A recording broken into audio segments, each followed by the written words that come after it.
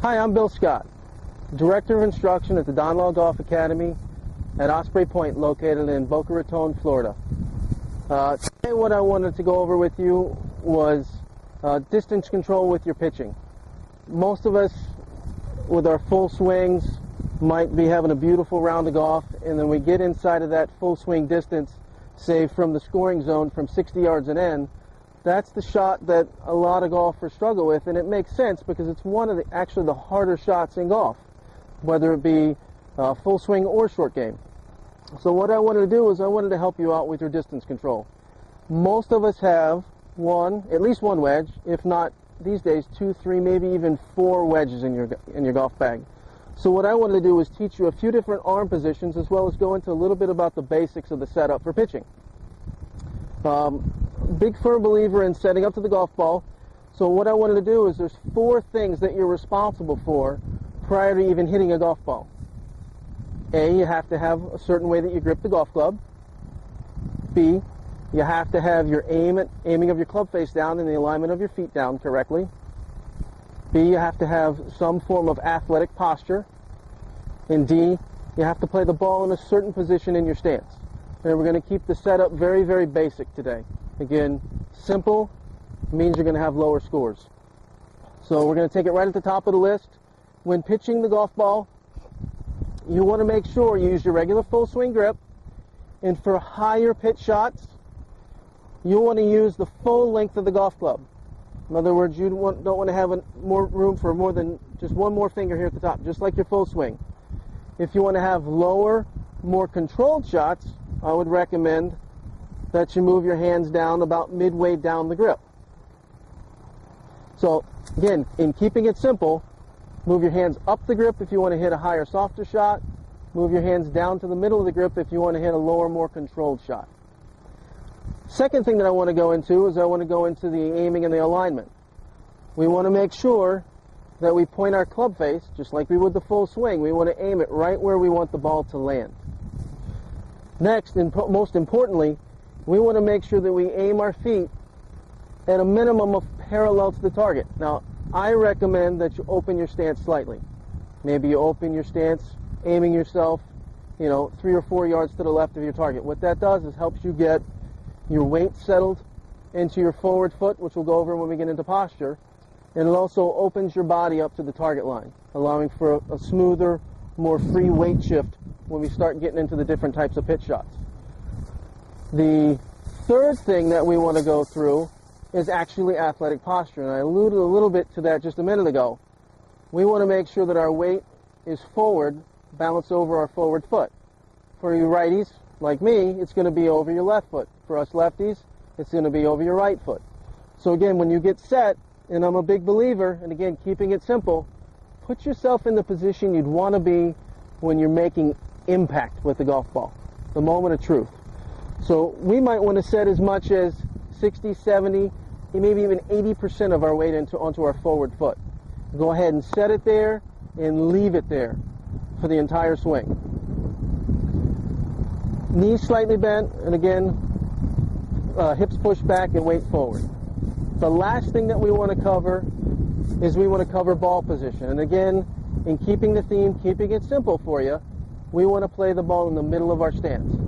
You could, if you wanted to hit a lower shot, move it back. If you wanted to play a higher shot, move it forward. But for the shots today, let's go ahead and try and keep it as simple as possible. Let's play every ball in the middle of our stance. So as I mentioned before, most of us carry probably at least 2 wedges in our bag. I myself, I carry 3. I carry a pitching wedge, standard with all sets, a 56-degree sand wedge, and a 60-degree lob wedge. So the shot that I'm going to help you create today, I'm going to give you 3 different arm positions. You'll have 3 different wedges in your bag, which will give you 3 distinctively different distances that you'll need to carry to help you with those scoring zone shots inside 50, 60 yards. And so the first position I want to go over, and again, I'm going to take my grip alignment, my posture, my stance. I'm going to get my body and my arms set up to where if you look at my left shoulder, my wrist, and my club head, that forms one straight line. I put my right hand on the golf club, if you look at both arms in the golf club, that forms the letter Y. That's the letter Y setup that we're going to have throughout the entire setup process with all the pitch shots that we're going to learn today. For the first one, it's going to be a very small swing. It may be very much a swing that resembles a lengthy putt, maybe 30, 40 foot putt on the putting green. And you're going to maintain your Y on your backswing and your follow through. So again, you get yourself set. I have my grip set, my ball position, my posture. Then I'm going to take it back, maintain my Y back, and maintain my Y through, trying to make sure that I finish with my belly button finishing closer to the target, as well as my golf shaft and my wedge pointing to the target.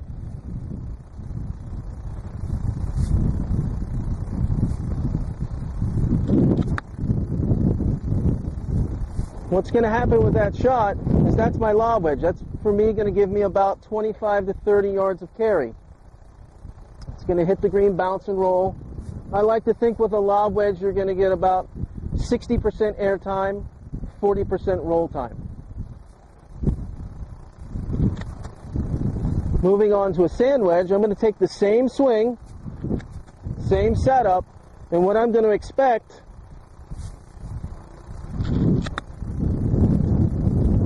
is that I get a ball that flies about 5 yards further. And again, it's also a little bit lower lofted club than the previous, so it's going to hit and it's going to release and roll a little bit more than the lob wedge. And then I'll move into my pitching wedge.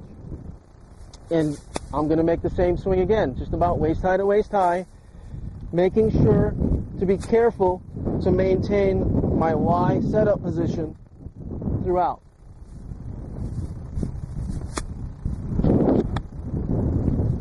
What I'm going to expect there is that my ball flies again about 5 yards farther, hits and releases and rolls just a touch more, almost to the point now where if my pitching wedge, I'm expecting about a 1-to-1 air time to roll time ratio. So that's one swing, 3 different clubs, 3 different distances. Back to my lob wedge. The next position back, again going on the same setup I did before, same letter Y, I'm going to take my golf club back until my left shoulder, wrist, and club head form a V. And I'm going to follow through, and I'm going to make sure it matches up, right shoulder, right wrist to club head, into a soft V. So the shot is going to look something like this.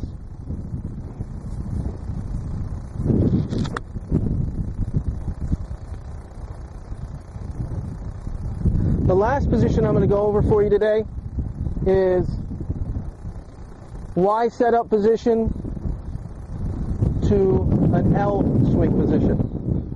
And basically what that means, same setup I've had with the previous 2 distances. I'm going to take my golf club back until my left arm and golf shaft form a Y. At this point my hands are fully hinged. Until my follow through, I fully release through to where my right arm and golf shaft form an L. Give you an example here.